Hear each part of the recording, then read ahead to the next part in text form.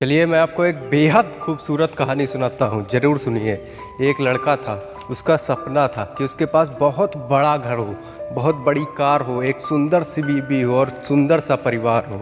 और वो बहुत ज़्यादा पढ़ाई किया करता था। 2-3 साल बाद उसकी सरकारी नौकरी लग जाती और वेतन थी उसकी 50 से 60 हज़ार के बीच में। महीने की वेतन उसकी 50 से 60 हज़ार के बीच में थी। और नौकरी लगने के ठीक 3 साल बाद उसकी एक बेहद खूबसूरत लड़की से शादी हो जाती है और 3 साल बाद उसको एक बेटा होता है। पर यार एक दिक्कत होती है कि उसके बेटे की तबीयत बहुत ज़्यादा ख़राब रहती थी। वो जितना महीने में रुपए कमाता था, 50-60 हज़ार जितना कमाता था, उससे ज़्यादा तो उसके इलाज में चला जाता था। और 3-4 साल बाद वो कर्ज में डूबने लगा। अब बहुत ही ज़्यादा वो परेशान रहने लगा था। तभी वो एक डॉक्टर से अपनी पूरी बात बताता है। तो डॉक्टर उसको समझाता है, कहता है कि मैं तुम्हारे बेटे को पूरा ठीक कर दूंगा। और डॉक्टर एक ऑपरेशन करता है जिसमें 15 से 20 लाख रुपए लगते हैं, लेकिन उसका बेटा एकदम ठीक हो जाता है। अब कुछ साल बाद उसका कर्जा भी, जितना कर्जा था वो सब भी ख़त्म हो जाता है।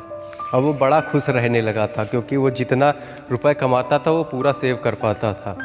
तभी एक दिन वो बैठा था और सोच रहा था कि मेरा यार बचपन से सपना था कि मेरे पास एक बड़ा घर हो, वो भी है, एक सुंदर सी बीवी हो, वो भी है, एक प्यारा सा परिवार हो, वो भी है, लेकिन यार एक कार हो, वो नहीं है। अब वो अपनी सैलरी का 50-60% कार के लिए स्टोर करने लगा। और ठीक 3 साल बाद एक बड़ी सी कार लेता है। और एक दिन वो राइड करके आया था, तभी देखता है कि कार गंदी हो गई और साबुन से साफ़ करने लगा था। तभी उसका पीछे से बेटा आ जाता है और अपने पापा को कार साफ़ करते हुए देखता है। तो सोचता है कि मैं भी चलो अपने पापा को कार साफ़ करा दूँ। तो सोचता है कि चलो मैं भी अपने पापा को कार साफ़ करा दूँ। उसका पापा लेफ़्ट जाता तो वो भी लेफ़्ट जाता, अगर कार के राइट जाता तो वो भी राइट जाता, और कार के बैक जाता तो वो भी। और ठीक 1 मिनट के बाद उसका बेटा अचानक से गायब हो जाता है। और कुछ देर के बाद उसके कान में एक आवाज़ आती है कि जैसे कुछ एक डिस्टर्बिंग आवाज़ थी, कि जैसे कुछ पत्थर से लोहे पर लिखा जा रहा हो। वो तभी आगे की तरफ देखता है। वो देखता है कि उसका बेटा पत्थर लिए कार के बोनट पर कुछ लिख रहा है। अब उसको बहुत ही ज़्यादा गुस्सा आ जाता है और वो तमतमा कर आगे आता, क्योंकि कार भी नहीं थी और बचपन का सपना था और महंगी भी कार थी, इसीलिए बहुत ज़्यादा गुस्सा आ जाता है और खींच के अपने बेटे के तमाचा मारता है। इतनी तेज अपने बेटे के तमाचा मारता है कि उसके कान से खून निकल आता है। अभी अभी उसका बेटा ठीक हुआ था और अब ये कान की प्रॉब्लम।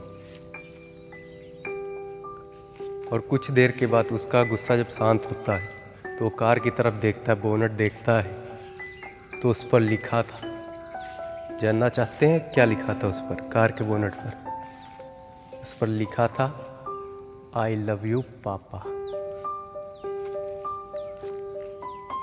दोस्त, इस जिंदगी में कभी भी गुस्सा मत करना, क्योंकि ये गुस्सा उस भूत के समान है। जब आप पर ये भूत सवार होता है तो आपको ना अच्छा दिखता है और ना बुरा दिखता है।